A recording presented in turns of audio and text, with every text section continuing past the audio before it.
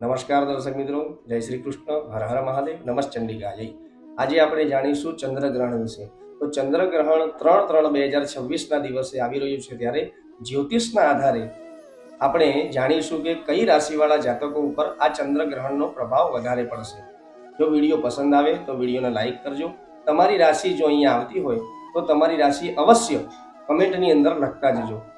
તો પૃથ્વી, સૂર્ય અને ચંદ્ર વચ્ચે જ્યારે આવે છે ત્યારે ચંદ્રગ્રહણ થાય છે અને જ્યોતિષના આધારે ચંદ્ર મનનો કારક ગણવામાં આવ્યો છે.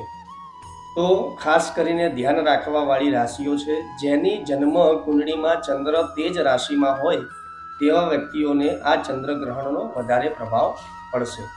જેમની મહાદશા ચંદ્ર સાથે સંકળાયેલી હોય તેવા વ્યક્તિઓને પણ આ ચંદ્રગ્રહણનો વધારે પ્રભાવ પડશે.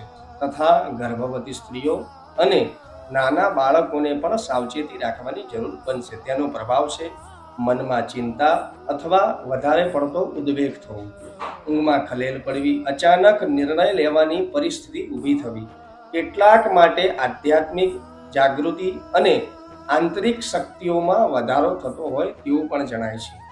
શું કરવું જોઈએ આ ચંદ્રગ્રહણ દરમિયાન? તો ચંદ્રગ્રહણ દરમિયાન જપ, ધ્યાન અને મહામૃત્યુંજયનો યથાશક્તિ પાઠ કરવો જોઈએ.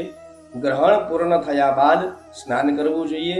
દાન અને જપ કરવાથી નકારાત્મક અસર દૂર થતી હોય તેવું જણાય છે. પછી જાણીશું કે કઈ રાશિવાળા જાતકોને શ્રેષ્ઠ ફળ બતાવશે.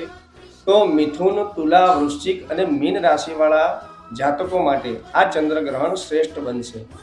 મેષ, કર્ક, ધન અને કુંભ રાશિવાળા જાતકોને આ ગ્રહણ મધ્યમ ફળ આપશે. તથા વૃષભ, સિંહ અને કન્યા અને મકર રાશિવાળા જાતકોને નેષ્ઠ ફળ આપતું જણાય છે.